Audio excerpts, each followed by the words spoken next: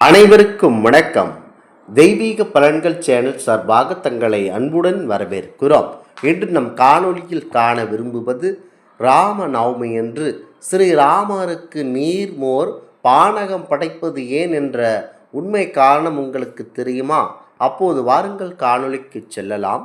மறக்காமல் ஒரு சப்ஸ்கிரைப் செய்யவும். ராம நவமி என்று ராமபிரானுக்கு நீர்மோர் படைப்பது கோடைகால வெப்பத்தை தணிக்கவும் ராமரின் எளிமையான வனவாச காலத்தை நினைவுபடுத்தவும் செய்யப்படுகிறது. விஸ்வாமித்திரருடன் இருந்தபோதும் 14 ஆண்டுகள் வனவாசத்தின் போதும் ராமர் தாகத்தை தணிக்க நீர்மோர் அருந்தினார். எனவே அவருக்கு இது விருப்பமான நைவேத்தியமாக கருதப்படுகிறது. ராமநவமி பங்குனி மற்றும் சித்திரை மாதத்தில் கோடையில் வருவதனால் உடலை குளிர்ச்சியாக்க வைத்திருக்கவும் தாகத்தை தணிக்கவும் நீர்மோர் சிறந்த பானமாக கருதப்படுகிறது. ஸ்ரீராமர் எளிமையான வாழ்க்கையை மேற்கொண்டவர். எனவே எளிய பானங்களான நீர்மோர் மற்றும் பானகம் படைப்பது அவருக்கு உகந்ததாகும். 14 ஆண்டுகள் வனவாசத்தில் ராமர் நீர்மோர் அருந்தி செயல்பட்டிருந்திருக்கிறார். தாகத்தை தணித்து கொண்டதாக புராணங்கள் கூறுகின்றன. இந்த நாளில் பக்தர்களுக்கு நீர்மோர் மற்றும் பானக தானம் செய்வது புண்ணியம் தரும் என நம்பப்படுகிறது. மேலும் ராமநவமி நாளில் துளசி மற்றும் தாமரை மலர்கள் கொண்டு ராமரை தாராளமாக வழிபடலாம். குறிப்பாக ராமபிரானை மனதில் நினைத்து கொண்டு வழிபடுவர்களுக்கு அனைத்தும் நல்லபடியாக நடைபெறும். ஸ்ரீராமர் அவதரித்து ராமநவமி நாளில் நாம் சில முக்கிய சடங்குகளை விளக்கமாக கடைபிடித்து வருகிறோம். அதாவது ராமருக்கு நீர்மோர் பானகம் படைத்து வழிபடுவது, அதேபோல் கோவிலுக்கு வரும் பக்தர்களுக்கு நீர்மோர் பானகம் விசிறி போன்ற பொருட்களை தனமாக வழங்குவது போன்றவற்றை விளக்கமாக செய்து வருகிறோம். இவற்றை எதற்காக செய்கிறோம்? பானகம் நீர்மோர் எதற்காக கொடுக்கப்படுகிறது என நினைத்து கொள்ள வேண்டும். உலகில் தர்மம் நிலைத்திருக்க வேண்டும் என்ற நோக்கத்துடன் மகாவிஷ்ணு பல அவதாரங்கள் எடுத்து நன்மை புரிந்தார். அந்த அவதாரங்களில் மனிதர்களுக்கு அவருடைய வழிபாட்டிற்கு மிக உயர்ந்ததாகும். மனிதர்கள், அண்ணன் தம்பிகள், மனைவி எவ்வாறு இருக்க வேண்டும் என்பதை உணர்த்துவதாகவும் ராம அவதாரம் வேதங்களும் எடுத்தார் என வேதங்களும் புராணங்களும் கூறுகின்றன. அதனால்தான் ஆண்டுதோறும் ஸ்ரீராமர் அவதரித்த தினமான ராமநவமி மிகுந்த பக்தியுடன் உணர்வோடு நாடு முழுவதும் கொண்டாடப்படுகிறது. இந்த பங்குனி மாதம் மற்றும் சித்திரை மாதங்களில் முக்கியமாக கிருஷ்ணர் பிறந்த தினம் ஜென்மாஷ்டமி என அழைக்கப்படுவது போலவே ஸ்ரீராமபிரான் பிறந்த தினம் ராமநவமி என்ற பெயரில் திருநாளாக அனுஷ்டிக்கப்படுகிறது.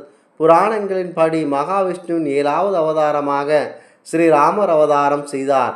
இந்த அவதாரம் நிகழ்ந்தது திரேதா யுகத்தில் என கூறப்படுகிறது. ஸ்ரீ புராணங்களின்படி ஸ்ரீராமர் அவதரித்த நாள் சைத்திர மாதம் தமிழ் மாத பங்குனி மாத வளர்பிறை நவமி திதி புனர்பூச நட்சத்திரம் என்ற புனித இணைப்பில் நிகழ்ந்ததாக கூறப்படுகிறது. மனிதர்கள் எவ்வாறு வாழ வேண்டும், எப்படி தர்மத்தை காக்க வேண்டும் என்பதற்கு உயிரோட்டமான எடுத்துக்காட்டு தான் ஸ்ரீராம அவதாரம். ராம நவமி நாளில் குறிப்பாக பிரம்ம முகூர்த்த வேளையில் அதிகாலை 4:30 மணி முதல் 6 மணிக்குள் எழுந்து வீட்டை சுத்தபத்தமாக துடைத்து குளித்து முடித்துவிட்டு தூய்மையான அணைகளை அணிந்து வீட்டில் ராமர் வட்டாபிஷேக படத்தை வைத்து பூஜை செய்யலாம். அந்த படத்தை மல்லிகை மற்றும் துளசி, செந்தாமரை அல்லது கிடைக்கும் பூக்களால் அலங்காரம் செய்து வழிபடலாம். பிறருக்கு ராமருக்கு மிகவும் பிரியமான வெண்பொங்கல், பருப்பு வடை, நீர்மோர் மற்றும் பானகம் ஆகியவற்றை நைவேத்தியங்களாக செய்து படைக்கலாம்.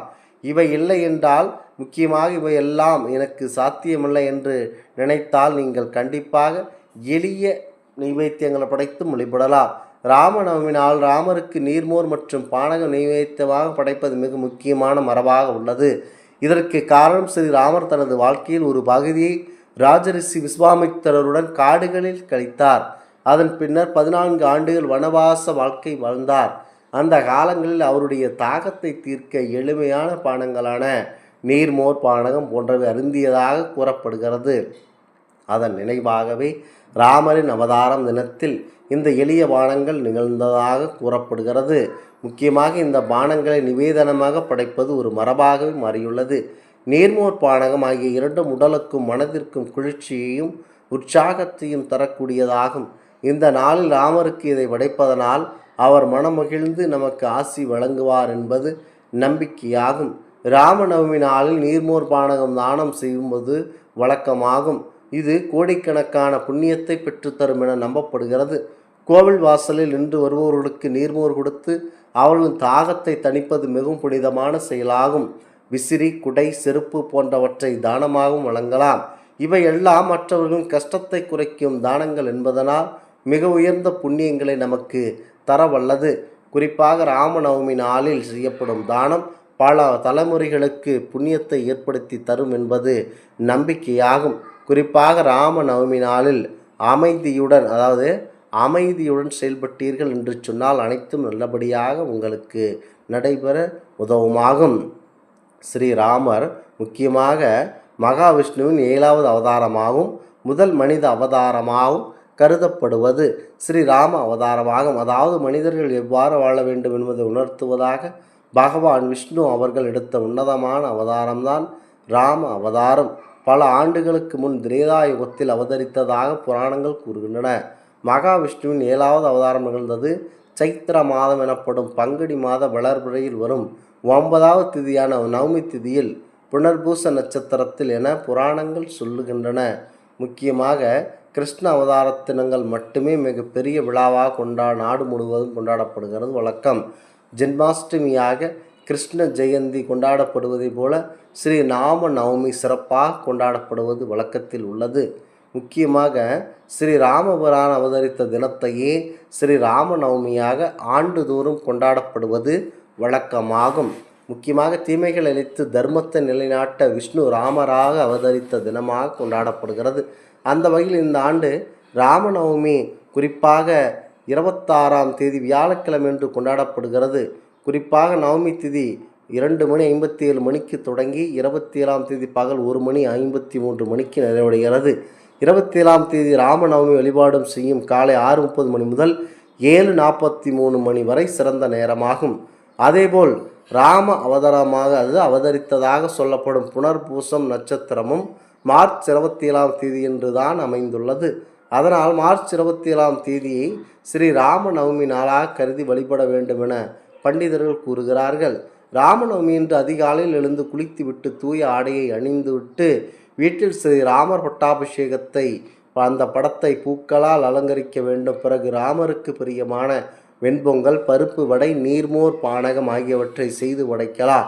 இது எதுவும் முடியாதவர்கள் எளிமையாக 2 வாழைப்பழம், 1 டம்ளர் பால் அல்லது நீர்மோர் வைத்தும் ராமருக்கு படைத்து தாராளமாக வழிபடலாம்.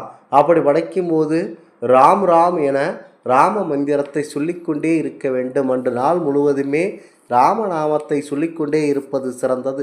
அதேபோல் அன்றைய தினம் ராமாயணம் படிப்பது அல்லது ராமரின் பெருமைகளை அவரின் நாமங்களை கேட்கலாம். இந்த ஆன்மீக தகவல் உங்களுக்கு பிடித்து இருந்தால் தெய்வீக பலன்கள் சேனலை கண்டிப்பாக சப்ஸ்கிரைப் செய்து கொள்ளவும். மீண்டும் ஒரு நல்லதொரு காணொலியில் உங்களை சந்திக்கிறோம். நன்றி, வணக்கம்.